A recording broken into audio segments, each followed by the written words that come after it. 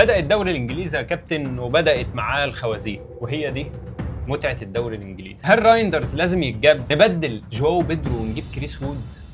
طب نبدل بالمر ونجيب ساكا؟ طب بلاش نمشي واتكنز ونجيب جيوكريس؟ وايه هي الكابتنه المضمونه للجوله الثانيه من فانتسي الدوري الانجليزي؟ انت عايز تقول لهم من الاخر ان كل ده اللي هنتكلم فيه في خلال الحلقه. بس قبل ما نبدا عايزين نعرف نتيجه التحدي بتاع الجوله دي. دلوقتي دي تشكيلاتنا، انا كسبت، يتطبق عليك العقاب لوحدك. ايه هو العقاب؟ العقاب بتاع الجوله الجايه يا كابتن خالد، وده من الكومنتات طبعا، فعشان كده اكتبوا لنا في الكومنتات ايه هي العقاب اللي انتوا عايزينه في الجولات اللي جايه.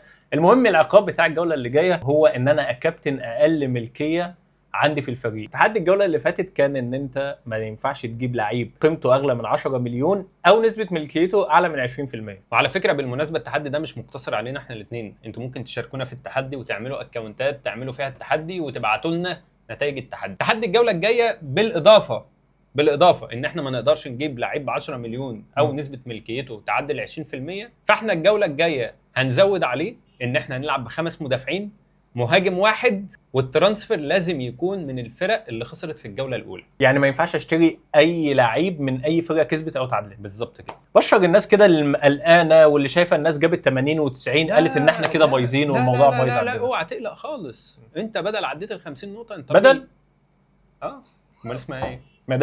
مدام لسه معلش في حين انك عديت ال 50 نقطه فانت راجل 100 وماشي على الطريق الصحيح. اقل من 50 نقطه فانت محتاج تركز في الفيديو ده. عايزين نعرف بقى كابتن يوسف الجوله اللي فاتت حصل فيها ايه باختصار شديد كده، وحاجات تفيدنا ليه اللي جاي. كل الناس اللي بتعمل محتوى على الفانتزي اول ما الجوله خلصت راحوا جارين يجيبوا الفيديوهات القديمه بتاعت الناس ويقعدوا يذلوهم. شفتوا احنا قلنا ايه؟ شفتوا احنا مش هنعمل كده، بس هنديكوا نبذه عن الحاجات اللي احنا قلنا عليها وعايزين نستمر في اللي احنا قلنا عليه. قلنا كابتن خالد في اول جوله ان من خلال مشاهدتنا لليفربول في البري سيزون ان الدفاع مش هيبقى قوي على الاطلاق، وقلنا لو عايز تجيب مدافع هات واحد بس لان كده كده هيدخل فيهم جون. بغض النظر الناس اللي قالت ان فريمبونج طلع او كيركيز طلع، كده كده كانوا هياكلوا جوان. بس كانت قاسيه قوي، كانت قاسيه، بس لو كانوا كملوا كانوا هياكلوا فيهم. كانوا هياكلوا جوان، صح كانوا هياكلوا جوان. ده حتى اسهل ماتش نسبيا هو الماتش اللي فات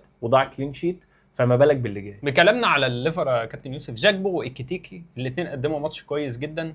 وطبعا صلاح لا يخذلك ابدا، يعني صلاح احنا عارفين وقايلين الراجل ده مهما كان مستواه في الماتش هو كده كده بيساهم. طيب جاكبو وايكيتيكي نيجي نجيبهم. جاكبو احنا قلنا من اول الموسم انت لازم تبدا بيه اصلا. حلو. ايكيتيكي احنا ما كناش لسه فاهمين طريقه لعبه، وغالبا انا زي ما قلت لك انا لسه مصر على ان هو مش هجام او ان هو مش متوحش.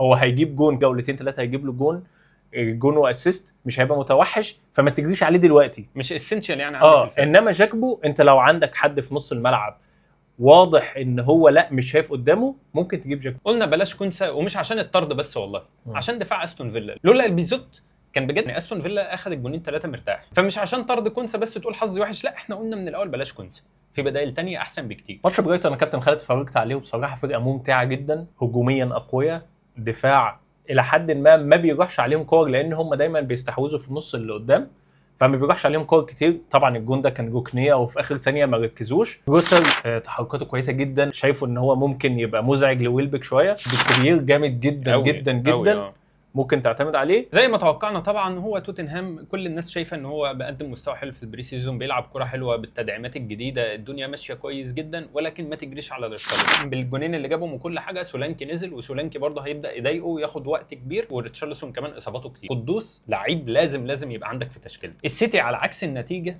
ولكن الاداء ما كانش حلو خالص. ريندرز بصراحه جميل جدا وهو عمل اداءات فرديه كويسه. هالاند اي كره بتجيله بيفنشها، فما تخليش اداء السيتي يخدعك. اقول لك تصريح، السيتي دفاعها لسه مش مظبط الطريقه اللي هم بيلعبوا بيها جديد، الدفاع كله مش هيجيب حاجه الجوله اللي جايه. ارسنال مستوى لسه مش مبشر هجوميا، دفاعيا لا الموضوع صعب بصراحه. كذا مره كان ممكن كلين شيت يضيع بسهوله. ما انا فاهم، بس الدفاع نفسه قوي تستحمل الضغط ده كله وتطلع بكلين شيت، وعندك رايه برضو بيشيل حاجات غريبه. فلا دفاع ارسنال يعتمد عليه. شفنا اداء عالمي من مانشستر يونايتد بالنسبه للمتوقع، كانوا على عكس المتوقع تماما، كانوا فرقه منظمه جدا. اي نعم عندهم فكره او فكرتين ولكن بينفذوها حلو. هو دايما دايما لان انا طبعا بشجع ارسنال، فدايما ماتشات ارسنال واليونايتد في اولد ترافورد بالذات اليونايتد بيلعب كده. يعني دايما اليونايتد بيبقى عنده بيتحول في الماتش ده بالذات. ليه بقى ما فهمش؟ لو كملوا على نفس المستوى، عشان كده مش بقول ما تستعجلش ليه، لو اليونايتد لقيتهم بيلعبوا هو ده لعبهم فعلا، لا خلاص ده هتبقى فرقه جامده قوي. انما ده لو اداء ماتش او عشان ارسنال جاب جون وتراجع فبقى الضغط من اليونايتد وعشان ملعبهم وكده، برضو محتاجين شويه نتفرج. فلازم نشوفهم في كذا موقف في كذا ماتش، ما ينفعش تشوفهم قدام ارسنال خلاص يلا نجري عليه. تشيلسي عمل بدايه سيئه جدا، ولكن برضو هم كانوا قدام فريق محترم جدا هو كريستال بالاس. مش سهله خالص ان كريستال بالاس تكسبها. كريستال بالاس كسبت ليفربول وكسبت السيتي، فيعني هي فرقه مش عاديه بس تشيلسي يعني منظمين دفاعيا وبالمر وجواو بيدرو ما تزعلش عليهم، هم كده كده الاثنين اعلى من الكاف في اللعبه. فهم معاك، فهم مع الناس كلها ولبسوا مع الناس كلها. فورست ما فيهاش التغيرات الكبيره قوي اللي حصلت، هو يا دوبك لانجا طلع ويندوي دخل مكانه، السيستم زي ما هو من السنه اللي فاتت. طبعا كنا قلنا تصريح قوي جدا هو اللي هيبدا من غير وود هيندم. تصريح مهم جدا. لو بدات في تشكيلتك من غير وود هتندم ندم شديد.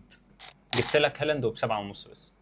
زي ما قلنا كتير يعني بجد زوري وجعني وبقيت بشرب حاجات سخنه كل يوم. قعدت اقول يا جماعه بلاش كلير، بلاش برينتفورد يا جدعان، المدرب مشى والفرقه اتفككت. مفيش فايده، برضو الناس راحت تجيب كلير واكلوا 3 بسهوله، وبجد هيكملوا على نفس المستوى. يعني برينتفورد انا اعتقد هتبقى من الفرق اللي هتهبط السنه دي. انا حاسس كده فعلا، المستوى سيء جدا. دي التشكيله كابتن اللي حققت اعلى نقط الجوله دي.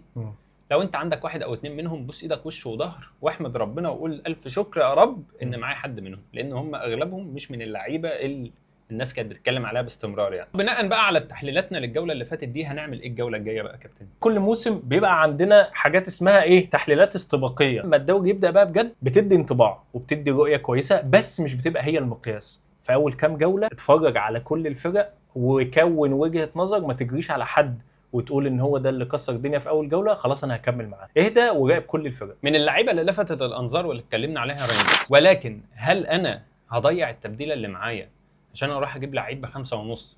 هو اصلا هو بجد كان لعيب جامد جدا وكل حاجه، وما عنديش اي اختلاف ان هو ممكن يبقى من نجوم الموسم، ولكن الماتش الجاي قدام توتنهام واحد من ارذل الدفاعات في الدوري. فانت ريندرز ما اعتقدش ان هو في ماتش زي ده هيبقى بالزيادات الهجوميه اللي كان قدام ولفرهامبتون. معلش ولفرهامبتون برضه مش هتتقارن بتوتنهام. فانت جدول السيتي ما يشجعش اصلا ان انا اعمل كده. انا معايا مثلا مرموش، يا عم سيبه مرموش قاعد على الدكه الماتش الاول، بس مش هيقعد دكه ماتش توتنهام. طيب سؤال سالناه، هل نجيب وود مكان جواو بيدرو؟ اللي انا شايفه ان جواو بيدرو مش هيبقى بعيد عن وود، بس لو تشيلسي غيرت طريقه اللعب، لو تشيلسي استمرت بنفس المنوال ده 100% وود هيبقى انجح بكثير قوي من جواو بيدرو.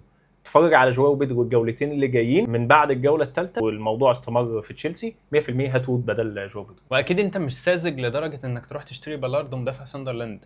اكيد دي مش محتاجه اكيد نحللها ونتكلم لا فيها. انا حاسس ان انا ممكن اعمل كده. انت بجد هتعمل كده؟ لا انت بجد ممكن تعمل حاجه زي دي؟ انا بجد قلت الفت النظر يعني ما اتكلمش في الموضوع قوي. يعني نبدل بالمر ونجيب ساكا، وخصوصا ان ساكا عنده ماتش لحد ما كويس قدام ليدز. بص انا اقول لك حاجه، انت ما تجيبش ساكا مع اي حد، يعني ما تقارنش ساكا باي حد.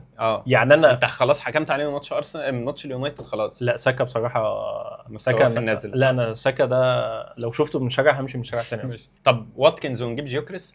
واتكنز زي ما قلت لك الماتش اللي فات ما وصلوش كوره. ايميلي شخصيه غبيه جدا والله العظيم، ده حاطط في نص الملعب العيال كلها اللي عماله بتكسر وتدغدغ وبتاع، ما حدش بيوصل له كوره. هو بيعتمد على روجرز في الحته دي بس بجد بس وروجرز الدنيا ما كانتش ماشيه معاه. فلو استمر بنفس الطريقه كده زي ما اتفقنا من الاول، بعد كذا جوله ممكن تسويتش بين جيوكريس وواتكنز. سيمينيو وريندرز وايكيتيكي اعلى 3 لعيبه عمليه شراء. هل انت شايف ان دي حاجه منطقيه؟ كل الناس المتسرعه منطقيه جدا. 4 لعيبه. ايه ده فين؟ 4 لعيبه، واتكنز جيوكريس بالمر وجواو بيدرو. الاربعه دول اصبر عليهم واوعى تبيعهم. اللهم بلغت اللهم فشل. نكابتن مين الجوله الجايه كابتن يوسف؟ الناحيه الدفاعيه في نيوكاسل بجد صلاح هياكل عليها عيش، فانا ممكن اخليني مع صلاح. يعني انا من وجهه نظري الترتيب كالاتي: واتكنز، بالمر، جيوكريس. انت عارف ان بالمر ده ما عدتش واثق فيه خالص. ما هو بس من السنه اللي فاتت ماتشه حلو. بدل وصلت معانا لهنا ما تنساش تعمل لايك وسبسكرايب، واكتب لنا في الكومنتات تحب تحدي الجوله الجايه يكون ايه والعقاب يكون ايه. نشوفكم على خير الاسبوع الجاي ان شاء الله. السلام عليكم.